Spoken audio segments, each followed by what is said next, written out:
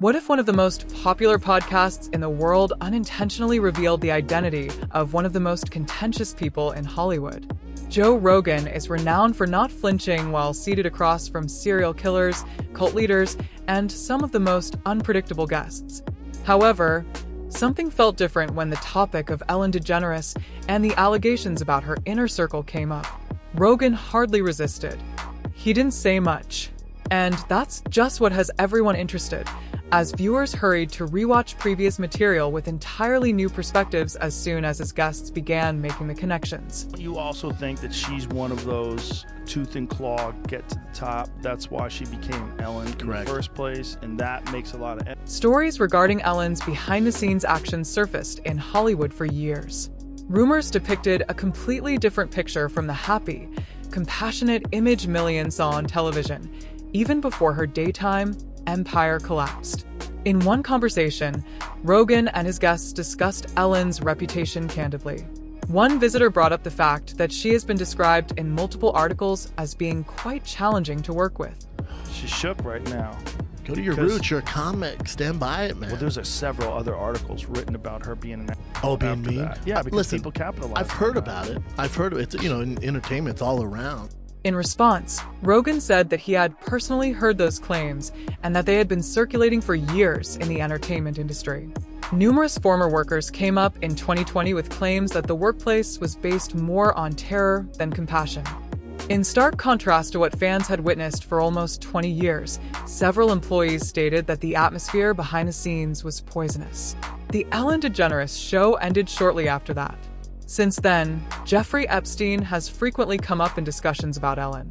His contact lists, address books, and flight logs have been scrutinized for years since they contain numerous powerful people from the entertainment, economic, and political spheres.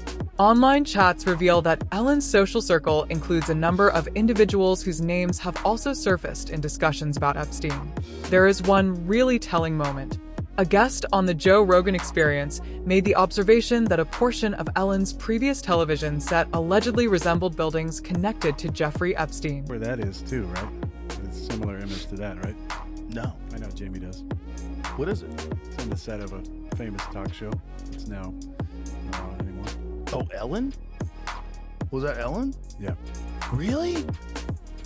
Just look at the temple and then look at the... Let me see Ellen's background. What? Oh, similar. That looks like a building, though. Like yeah, sure. Yeah.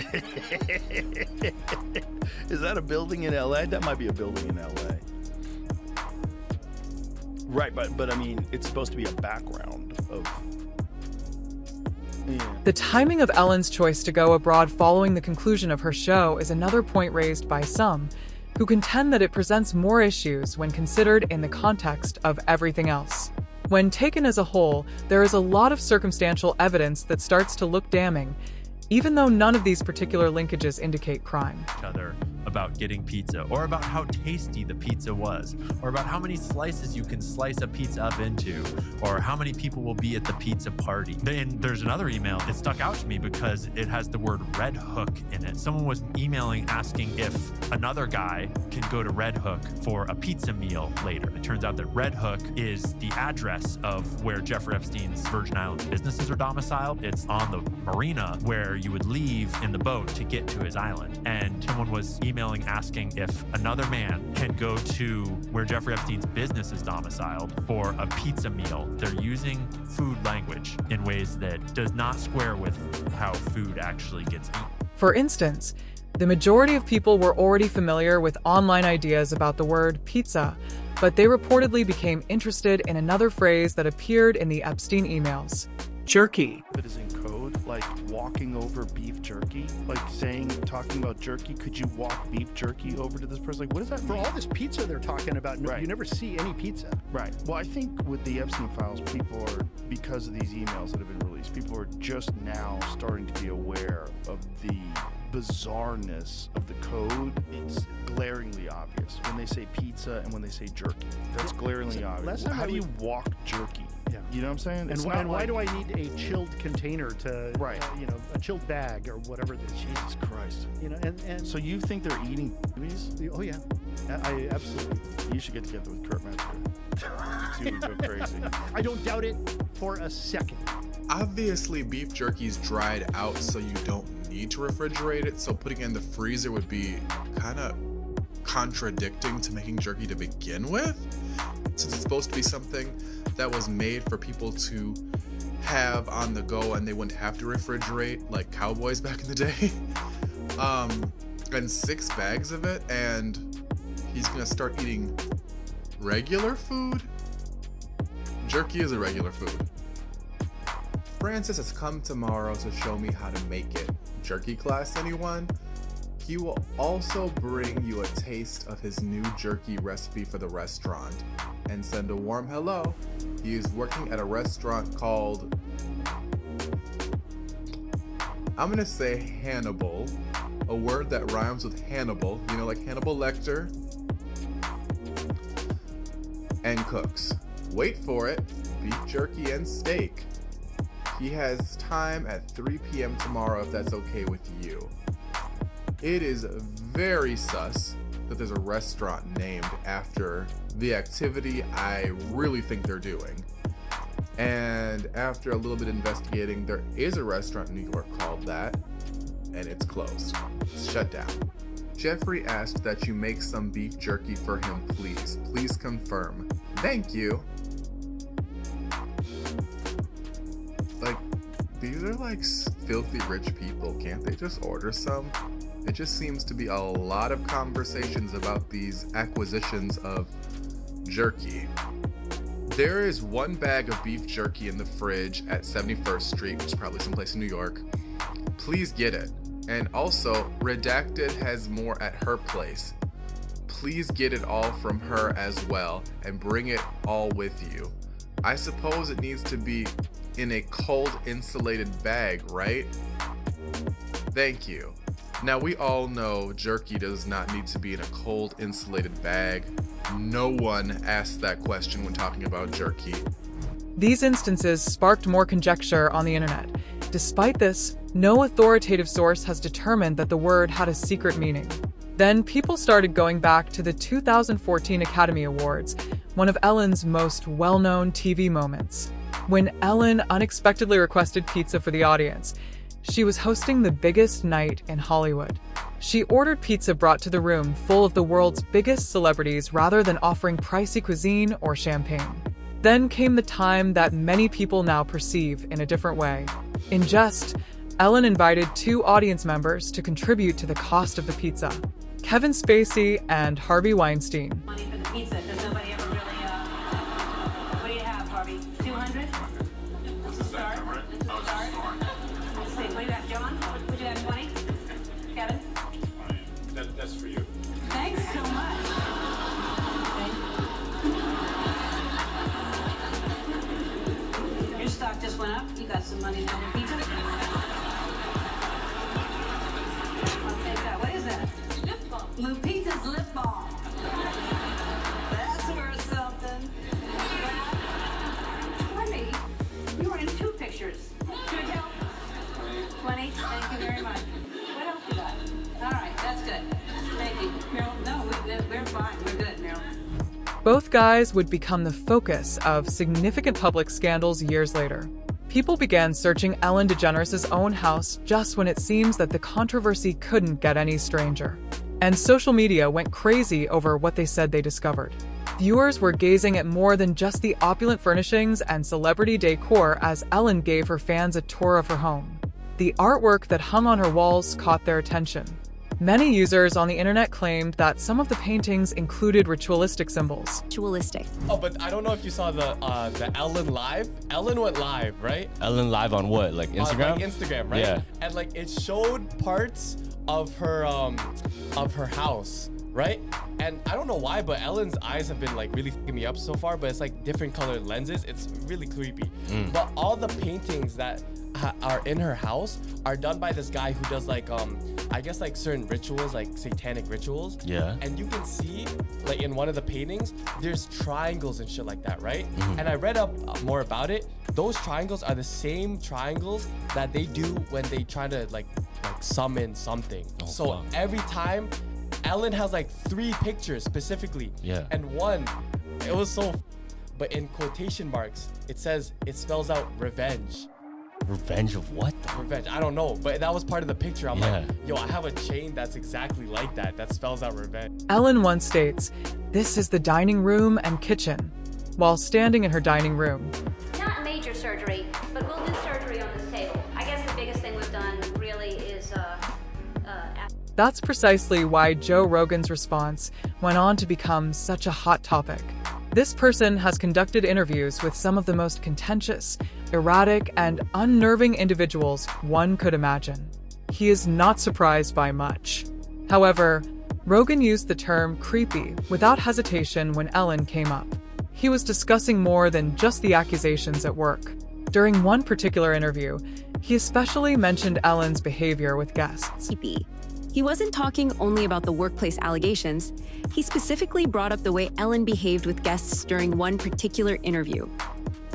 I mean, that's right. She was buddies with Bush. That Yeah, was like she's one of the a first CIA agent. Stephen Paddock. And do not ask me for sources. But Stephen Paddock. Who's that? He was the guy that shot up the Vegas concert. That was a very tragic thing. Listen to this. The only guy that saw Stephen Paddock alive, his name is Jesus Campos. He was a guard at Mandalay Bay. He got interviewed nowhere else. You know where he got interviewed in the beginning? Ellen. Really? Weird. And then they went on, if you could find that clip, they went on with a weird like diagram of how it happened, and Ellen's like showing the people how it happened. Not like an emotional, like how are you feeling, how are you holding up? It was a weird diagram of like, and then he went to the left and to the right. It was very strange to, look, what the hell's going on? This is a daytime show. Which is the Paddock guy? There's 2 guys there? The chubbier guy is the Jesus guy. And now Ellen is doing a thing of how the shooting happened. Look how she's got like an antenna from someone's Buick that she's popped off and she's using it as a pointer. But why the hell is this happening on like a daytime show where this is weird? Where'd she get that pointer? I don't know. She stole it off an intern's car. Why wouldn't you just use your finger? Like if that was you, if it was your show, the Tim Dillon show, wouldn't you just point? Yeah. Yeah, this is also a giant screen behind her. So they could just put it on that screen. So, but she's using this thing. I find it very strange. I don't know why. Wait a minute, those aren't real palm trees? No. Yeah, it's not real. I know that street though. I know that block in Beverly Hills that she used. How weird is that? I don't know why they're doing this on a daytime talk show. Let's keep it running. Look at it. She's dressed like Colonel Sanders. Not Colonel Sanders. She's dressed like Sergeant Pepper. This guy looks like a member of her staff. What kind of outfit is she wearing? I don't know. She wears those weird like militant lesbian that should tell you uniform. something. Yeah. Like, that's an odd look with all those buttons. Like, why do you have so many wrist buttons? It was given to her in Langley. The only reason why you have that many wrist buttons if you're looking to clothesline somebody. Yeah, look at her. Look at her. Everyone says she looks so friendly. She looks friendly. She does. People who had actually worked on the Ellen DeGeneres program started sharing their own experiences as those recordings continued to circulate online. Additionally, a lot of former workers said the stories weren't positive. Some employees said they were told not to look Ellen in the eye as they passed her in the hallways. And he was like, you know, it's a huge show. It was a really good opportunity to work there, but she was difficult. And I was like, what do you mean she was difficult? It's Ellen. Like she's trying to run a show and keep everyone's job, right? So I try to give people that grace. And he was like, no, Dax, you don't understand. We were told not to look her in the eyes. When Ellen is walking through the halls, you don't look at her, you don't make eye contact, you do not talk to her. This was all the time. After the show, she would be rushed out into her car and leave. We could not have any contact with her. And I was like, oh man, that's kind of shitty. You can never have any interaction. Dakota Johnson's guest appearance on the show was also one of the most viral moments in its history. Were you invited? Then something even more uncomfortable occurred. Dakota was speaking the truth, according to Ellen's own producer. Live on television, the audience saw Ellen's account of what happened fall apart. In reality, where had Ellen been that evening? She had decided to sit courtside close to former President George W. Bush at a football game. We thought we'd address kindness, civility, and politics, which don't seem to be mentioned in the same sentence much these days. It took a greeting on the gridiron between former President George W. Bush and Ellen DeGeneres to bring it into sharp focus. It may not seem like a big deal for a celebrity to attend a football game, but I never leave my house, so it is a big deal. Ellen and her wife, Portia de Rossi, were invited to sit in the private box of Dallas Cowboys owner Jerry Jones. Former President George W. Bush and his wife, Laura, were also there. But during the game, they showed a shot of George and me laughing together, and so people were upset. They thought, why is a gay Hollywood liberal sitting next to a conservative Republican president? Didn't even notice I'm holding the brand new iPhone 11. But a lot of people were mad, and they did what people do when they're mad. They tweet, and but here's one tweet that I loved. This person says, Ellen and George Bush together makes me have faith in America again. But instead of getting into the fray on social media, Ellen used the moment to preach about civility. Here's the thing. I'm friends with George Bush. In fact, I'm friends with a lot of people who don't share the same beliefs that I have. We're all different, and I think that we've forgotten that that's okay, that we're all different. When I say be kind to one another, I don't mean only the people that think the same way that you do. I mean be kind to everyone. Doesn't matter. 1446, 1615. The problem is that Ellen has always been extremely suspicious, and the individuals who have historically been closest to her are most suited to deal with this. According to Ellen's ex-girlfriend and Ha, she has been canceled since birth. She claims that every fact she has ever attempted to share has only led to further rejection, criticism, and burial, and claims that strong mechanisms were put in place to drive her farther and farther away because, in her view, she posed a threat to a version of the tale that benefited someone else. She even asserts that Ellen attempted to have her institutionalized, claiming that Ellen wasn't living her own reality, but rather someone else's. I haven't said that yet. I have not rambled on about her for one single moment. For 20 years, I have withheld my understanding. I have been canceled since the day I was born. I've been buried since the day I was born. Every single truth that I spoke, I was hit more, buried more, or despised more, and then had calculated visions and circulations of systems that spun me up and out of the system that would in any way challenge the fact that she was not telling her own truth but another's. Why do you think she tried to put me in an institution, folks? I called my mother. Guess what? 2 people who wanted more than anything to have my truth buried. It was not my timing. I did not and could not ask God for what that would be. All I could do was stay on my truth, do what I was doing, and study this thing called love that we tried to bury. And now I am up and out of the ground. And unfortunately, those 2 women could not shut me down. Whew. Want to start over? No, but let's talk about for a minute, because look, there's so much to unpack here with the Ellen thing, and I think that since we've started it, we might as well finish it. Good, because then I think it's enough talk about her. Let's get on to some fun stuff. Yes. But I do want to talk about how, look, basically what we're saying here is that she basically pitched herself as the queen of kindness, and we're finding that perhaps was not the case. And you're saying that in your experience with her, that was not the case. And in fact, that was kind of your jam. So kind of stole your look. To say the least. And How so, does my hair look, the by the irony way? of it is that you've always been saying the same thing. You are somebody who's That's always one thing you can say about me. saying the same thing. And when you say something that is not quite organic to you or truthful, you're gonna get popped. And where I see her having done this and just plain proof, people can tell us all the things they want to tell us, but I saw it completely when she did the 20th anniversary of her coming out episode. And she sat with Oprah and they did an entire documentary on it. And your name was not mentioned once. You were cut out of the story. You were actually literally cut out of the picture. They showed when you and Ellen went on Oprah's show and they had a tight shot on Ellen and you were sitting right next to her and you were cut out of it, and you were cut out of that part of the story. And you were such a big part of that story because when you took her to that movie premiere and you were basically blackballed from that moment on. That's a part of the story. According to what they've discovered over the years, she claims that Ellen allegedly used her power to keep Anne from landing acting roles, which made it more difficult for her to provide for her family.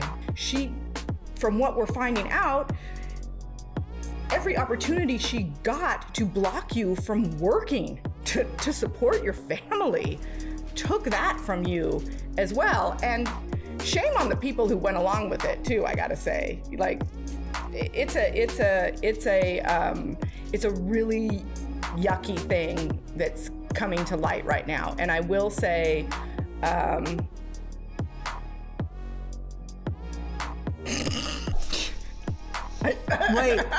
Wait. I love that you're laughing. You have to, because we. Because I'm like, I will say what? I will say, you know. What? Like, let's fucking go. Let's fucking like, go. That's what I say in my son's baseball. We say, like, when you are like ready to rumble. And not that I'm ready to rumble. I don't want to rumble with Ellen or anybody. I already did. Well, fine. Okay, I'm ready for you to start getting the work that you deserve, and that's what I mean when I say let's fucking go. Like, let's. Anne H is uncanceled, mother. Uncanceled, mother.